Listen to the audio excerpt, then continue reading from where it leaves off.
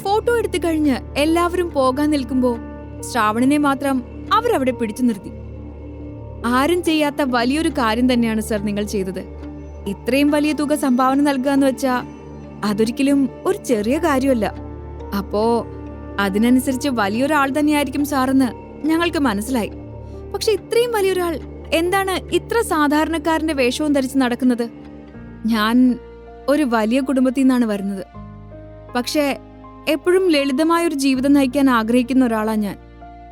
വസ്ത്രങ്ങളാകട്ടെ മറ്റെന്തോ ആവട്ടെ, നമ്മുടെ കംഫർട്ട് അനുസരിച്ച് വേണം അത് ഉപയോഗിക്കാൻ.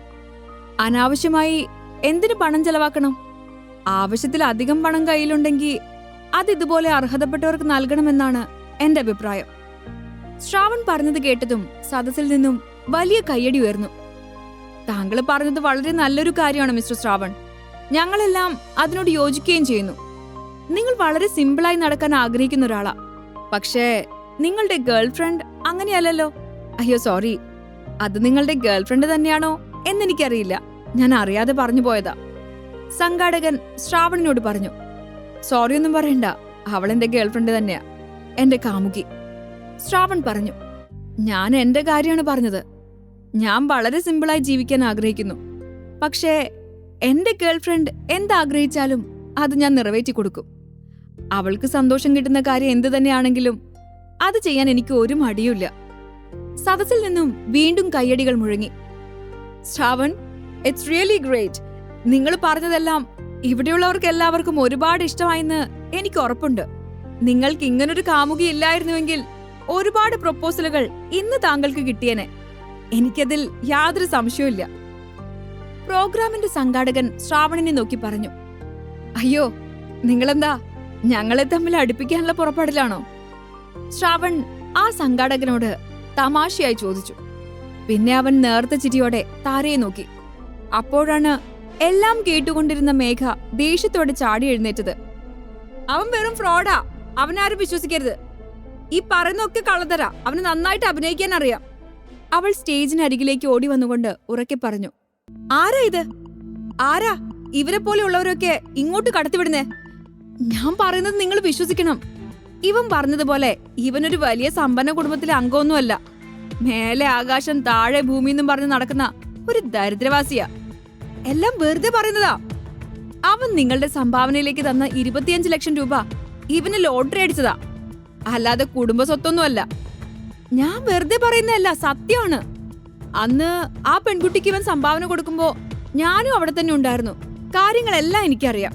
വേണമെങ്കിൽ ആ പെൺകുട്ടിയോട് ചോദിച്ചു നോക്കാം, ഞാനൊന്നും അവിടെ ഉണ്ടായിരുന്നില്ലെന്ന്.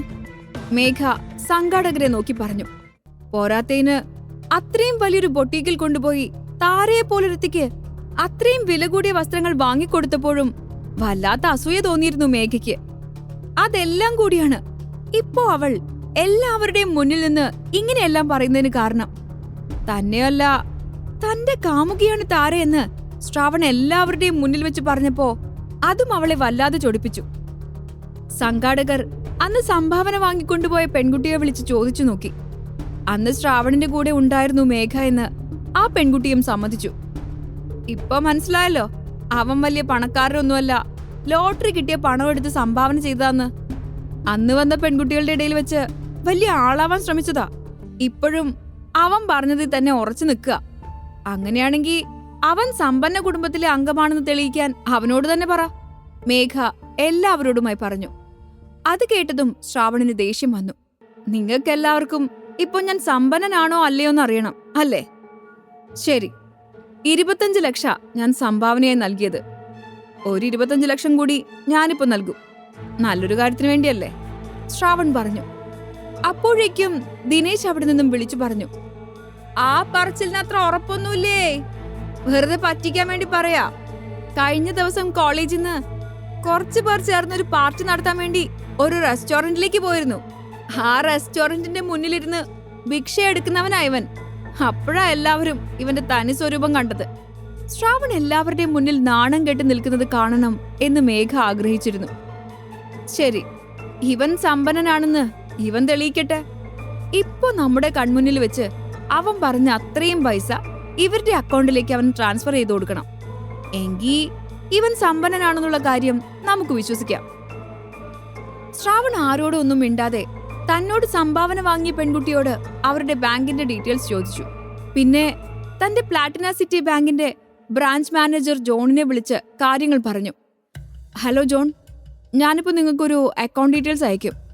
അത്യാവശ്യമായിട്ട് ആ നമ്പറിലേക്കൊരു 25 ലക്ഷം ട്രാൻസ്ഫർ ചെയ്യണം, ശ്രാവൺ പറഞ്ഞു. എല്ലാവരും ശ്രാവണിനെ തന്നെ ഉറ്റുനോക്കിക്കൊണ്ടിരുന്നു. എല്ലാവരും ശ്രദ്ധിച്ചിരുന്നോ? ഇപ്പൊ പറയും സെർവർ ഡൗൺ ആയി, പിന്നീട് ട്രാൻസ്ഫർ നടത്താന്ന്. അല്ലെങ്കിൽ മറ്റെന്തെങ്കിലും റീസൺ പറയും. ഇതുപോലുള്ള പല ഉടായ്പകളും ഡെയിലി നമ്മൾ കാണുന്നതാ, മേഘ പറഞ്ഞു. പ്രിയപ്പെട്ട സുഹൃത്തുക്കളെ, ചെറിയൊരു അറിയിപ്പ്. ഇപ്പോ ഈ സംഘടനയുടെ ബാങ്ക് അക്കൗണ്ടിൽ 25 ലക്ഷം രൂപ മിസ്റ്റർ ശ്രാവണിന്റെ അക്കൗണ്ടിൽ നിന്നും ക്രെഡിറ്റ് ആയിട്ടുണ്ട്. ഇത് അതിന്റെ രേഖയാണ് എന്നും പറഞ്ഞ് ഫോണിൽ വന്ന മെസ്സേജ് അവൾ എല്ലാവർക്കുമായി കാണിച്ചു കൊടുത്തു. ശ്രാവണിനെ വെറുതെ നാണം കെടുത്തിയ മേഘയോട് എല്ലാവർക്കും ദേഷ്യം തോന്നി. അവരെല്ലാം കൂടെ മേഘയെ ചോദ്യം ചെയ്യാൻ തുടങ്ങി. അവരോടും അവൾ അഹങ്കാരത്തോടെ പെരുമാറി. അതോടെ ആരോ അവളെ ഉപദ്രവിക്കാൻ ശ്രമിച്ചു. ഭംഗിയിൽ വസ്ത്രം ധരിച്ചു വന്ന അവൾ പുറത്തേക്കിറങ്ങുമ്പോ മുടിയെല്ലാം പാറിപ്പറന്ന് ഒരു ഭ്രാന്തിയെ പോലെ ആയിരുന്നു. ഈ പ്രശ്നങ്ങൾ നടക്കുന്നതിനിടയിൽ ശ്രാവൺ താരയുടെ അരികിലേക്കെത്തി. അവൻ അവളെയും കൂട്ടി അവിടെ നിന്നും പുറത്തേക്കിറങ്ങി. സാധാരണ പോയിരിക്കാറുള്ള പാർക്കിലേക്ക് പോയി. താര തന്നോടൊന്നും മിണ്ടുന്നില്ല എന്നറിഞ്ഞപ്പോ ശ്രാവണിന് വിഷമം തോന്നി. അവൾ എന്തൊക്കെയോ ആലോചിച്ച് അങ്ങനെ തന്നെ ഇരിക്കുകയാണ്. തന്നെ ഒന്നും നോക്കുന്നത് കൂടിയില്ല. താര, താനെന്താ ഒന്നും മിണ്ടാതിരിക്കുന്നേ? എന്താ ഈ ആലോചിച്ചു കൂട്ടുന്നേ? ശ്രാവൺ അവളോട് ചോദിച്ചു. ശ്രാവൺ, എനിക്ക് തെറ്റുപറ്റി. എന്നെപ്പോലെ തന്നെ നീ ഒരു സാധാരണക്കാരനാണെന്നാ ഞാൻ കരുതിയെ. ആ രീതിയിൽ നിന്നോട് ഇടപെട്ടു, ഒരുപാട് സ്വാതന്ത്ര്യം എടുത്തു. അതെല്ലാം എന്റെ തെറ്റാ. നീ ആരാണെന്ന് എനിക്കറിയില്ലായിരുന്നു, താര വളരെ വിഷമത്തോടെ പറഞ്ഞു. താര, താൻ എന്നോട് ക്ഷമിക്കണം. ഞാനൊന്നും തന്നോട് മനഃപൂർവ്വം മറച്ചു വെച്ചതല്ല. ഒരു നല്ല സമയം നോക്കി എല്ലാം തന്നോട് തുറന്നു പറയാനിരിക്കായിരുന്നു. വേണ്ട ശ്രാവൺ, നമ്മൾ തമ്മിൽ ഒരിക്കലും ചേരില്ല. ആകാശവും ഭൂമിയും തമ്മിലുള്ള വ്യത്യാസമുണ്ട് നമ്മൾ തമ്മിൽ. നിങ്ങൾ വലിയ സമ്പന്നനാണെന്ന് പറയുന്നു. അത് കള്ളോ സത്യോ എന്തോ ആവട്ടെ, ഞാൻ വളരെ പാവപ്പെട്ട വീട്ടിലൊരു അംഗ. ഒരിക്കലും നമ്മൾ തമ്മിൽ ചേരില്ല. ഓരോന്ന് ആഗ്രഹിച്ച് ഒടുവിൽ സങ്കടപ്പെടാൻ എനിക്ക് വയ്യ. നമ്മൾ തമ്മിൽ ചേരില്ല, നമ്മൾ തമ്മിൽ ചേരില്ല. അവൾ വീണ്ടും അത് തന്നെ പറഞ്ഞുകൊണ്ടിരുന്നു. എന്തുകൊണ്ടാ നീ നമ്മൾ തമ്മിൽ ചേരില്ല എന്ന് പറഞ്ഞ്? പണക്കാരനാണ് എന്തുകൊണ്ടാണോ? ശരി, എങ്കിൽ നിനക്ക് വേണ്ടി ഞാനതെല്ലാം ഉപേക്ഷിച്ച് വരാൻ തയ്യാറാ. അങ്ങനെയാണെങ്കിൽ നിനക്കെന്നെ സ്വീകരിക്കാൻ കഴിയോ? ശ്രാവൺ ചോദിച്ചു. ശ്രാവണിന്റെ മുഖം കണ്ടപ്പോ അവൻ പറയുന്നത് ആത്മാർത്ഥമായിട്ടാണെന്ന് താരയ്ക്ക് മനസ്സിലായി. ശ്രാവൺ, എനിക്ക് നിന്നെ ഒരുപാട് ഇഷ്ടാ. നിനക്കെപ്പോഴും നന്മയുണ്ടാവാനാ ഞാൻ പ്രാർത്ഥിക്കുന്നത്. നിന്നെ യാതൊരു തരത്തിലും കഷ്ടപ്പെടുത്താൻ ഞാൻ ആഗ്രഹിക്കുന്നില്ല. അതുകൊണ്ടാ ഞാൻ അങ്ങനെ പറഞ്ഞത്. ദാരിദ്ര്യത്തിന്റെ ഭീകരത ഞാൻ ശരിക്കും അനുഭവിച്ചതാ. ആർക്കു വേണ്ടി ഒന്നും ഉപേക്ഷിക്കരുത്. എവിടെയായാലും നീ സന്തോഷത്തോടെ ഇരിക്കണമെന്ന് മാത്രമേ എനിക്ക് ആഗ്രഹമുള്ളൂ. അത്രയും പറഞ്ഞ് താര അവിടെ നിന്നും എഴുന്നേറ്റ് പോകാൻ നോക്കി.